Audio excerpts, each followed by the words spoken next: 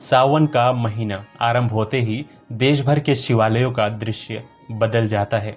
भोर होने से पहले ही मंदिरों में घंटियों की मधुर ध्वनि गूंजने लगती है। हाथों में जल, बेलपत्र और फूल लिए लाखों शिवभक्त भगवान भोलेनाथ के दर्शन के लिए लंबी कतारों में खड़े दिखाई देते हैं। कोई वर्षों से ये व्रत करता आ रहा है तो कोई पहली बार श्रद्धा के साथ महादेव की शरण में आने का संकल्प लेता है। लेकिन जब कोई पहली बार सावन सोमवार का व्रत रखने का निश्चय करता है तो उसके मन में अनेक प्रश्न उठना स्वाभाविक है। व्रत की शुरुआत कैसे करें? पूजा का सही समय क्या है? भगवान शिव को क्या अर्पित करना चाहिए? यदि कोई नियम छूट जाए तो क्या व्रत अधूरा रह जाएगा? ऐसे ही अनेक प्रश्नों के कारण कई लोग उत्साह तो रखते हैं लेकिन सही जानकारी के अभाव में संकोच भी महसूस करते हैं।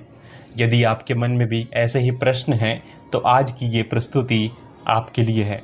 इसमें हम शास्त्रीय मान्यताओं, प्राचीन पूजा परंपराओं और संतों द्वारा बताए गए सरल नियमों के आधार पर समझेंगे कि पहली बार सावन सोमवार का व्रत किस प्रकार रखा जाए, ताकि आपकी पूजा केवल एक परंपरा न रह जाए बल्कि भगवान शिव के प्रति सच्ची श्रद्धा और भक्ति की अभिव्यक्ति बन जाए। सबसे पहले ये समझना आवश्यक है कि व्रत की शुरुआत केवल सोमवार की सुबह से नहीं होती। हमारी परंपरा में माना गया है कि व्रत का संकल्प मन से प्रारंभ होता है। इसीलिए यदि संभव हो तो रविवार की रात को ही ये संकल्प ले ले कि अगले दिन भगवान शिव की कृपा प्राप्त करने के लिए श्रद्धा और संयम के साथ सोमवार का व्रत करेंगे। रात में सात्विक भोजन करें, क्रोध और विवाद से बचे तथा सोने से पहले भगवान शिव का स्मरण करते हुए ओम नमः शिवाय का मंत्र कुछ समय जप करें। अब आता है सोमवार का प्रातःकाल। ब्रह्म मुहूर्त या सूर्योदय से पहले उठना श्रेष्ठ माना गया है। स्नान के बाद स्वच्छ और यथासंभव हल्के या सफ़ेद वस्त्र धारण करें। यदि सफ़ेद वस्त्र उपलब्ध न हो तो कोई भी स्वच्छ और शालीन वस्त्र पहन सकते हैं। भगवान शिव बाहरी आडंबर नहीं बल्कि मन की पवित्रता को अधिक महत्व देते हैं। पूजा आरंभ करने से पहले अपने पूजा स्थान या मंदिर को स्वच्छ करें। यदि घर में शिवलिंग स्थापित है तो उसकी विधि पूर्वक पूजा करें। यदि शिवलिंग स्थापित नहीं है तो भगवान शिव के चित्र या प्रतिमा के सामने भी श्रद्धापूर्वक पूजा की जा सकती है। यदि संभव हो तो निकट के शिव मंदिर जाकर दर्शन और अभिषेक करना भी अत्यंत शुभ माना गया है। अब प्रश्न आता है कि शिवलिंग पर क्या अर्पित करना चाहिए।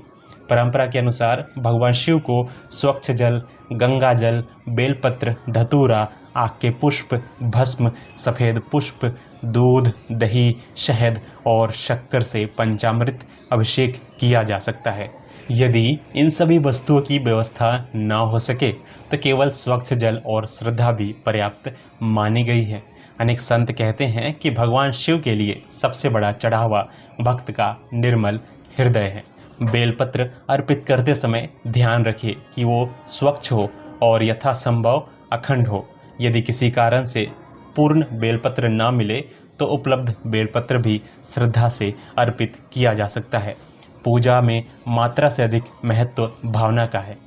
पूजा के समय ओम नमः शिवाय मंत्र का जप विशेष फलदायी माना गया है। यदि समय हो तो शिव चालीसा, महामृत्युंजय मंत्र, रुद्राष्टकम या शिव पंचाक्षर स्रोत का पाठ भी किया जा सकता है। लेकिन यदि कोई पहली बार व्रत रख रहा है और उसे लंबे पाठ याद नहीं है तो केवल श्रद्धा के साथ ओम नमः शिवाय का जप भी पर्याप्त माना गया है। अब बात करते हैं व्रत के भोजन की। बहुत से लोगों को लगता है कि व्रत तभी पूर्ण माना जाएगा जब पूरे दिन निर्जल रहा जाए, लेकिन ऐसा प्रत्येक व्यक्ति के लिए आवश्यक नहीं है। शास्त्रों में व्रत का मूल उद्देश्य शरीर को कष्ट देना नहीं बल्कि इंद्रियों पर संयम रखना बताया गया है। यदि स्वास्थ्य अनुमति दे तो निर्जल या केवल जल ग्रहण कर सकते हैं, अन्यथा फल, दूध या सात्विक फलाहार लेकर भी व्रत रखा जा सकता है। वृद्ध, गर्भवती महिलाएं, रोगी या दवाइयाँ लेने वाले लोग अपने स्वास्थ्य के अनुसार व्रत करें। दिन भर यथासंभव क्रोध, असत्य और अपशब्द और किसी का अपमान करने से बचे। याद रखिए, केवल भोजन छोड़ देना ही व्रत नहीं है। यदि मन में कटुता बनी रहे तो व्रत का वास्तविक उद्देश्य अधूरा रह जाता है। इसलिए सावन सोमवार का सबसे बड़ा नियम यही है कि मन भी उतना ही पवित्र रहे जितना पूजा का स्थान। यदि संभव हो तो दिन में कुछ समय भगवान शिव की कथा सुने, शिवपुराण का श्रावण करें या महादेव के नाम का जप करें। आज के समय में यदि पूरा ग्रंथ पढ़ना संभव न हो तो कुछ समय शिव महिमा का श्रवण भी अत्यंत शुभ माना जाता है। अब प्रश्न आता है कि व्रत खोलने का सही समय क्या है। अधिकांश लोग संध्या आरती और भगवान शिव की पुनः पूजा के बाद व्रत का पारण करते हैं। पारण से पहले भगवान शिव को प्रणाम करें, उनका स्मरण करें और प्रार्थना करें कि यदि व्रत में किसी प्रकार की त्रुटि हुई हो तो वे उसे क्षमा करें। इसके बाद सात्विक भोजन ग्रहण करें।